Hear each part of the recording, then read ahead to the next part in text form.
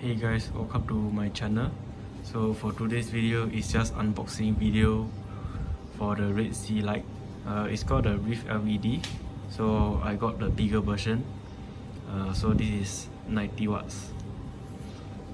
Okay, so this is the mounting arm.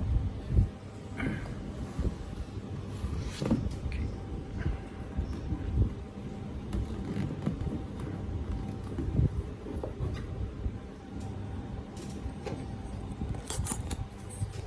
So we got the usual manual here.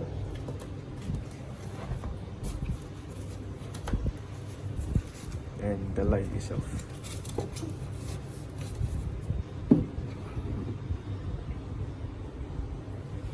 Yeah, so this is actually a new item released by Red Sea.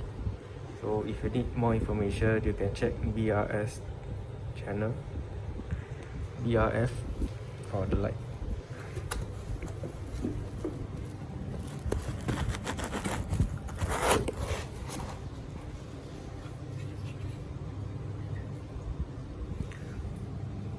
So I'll be using this light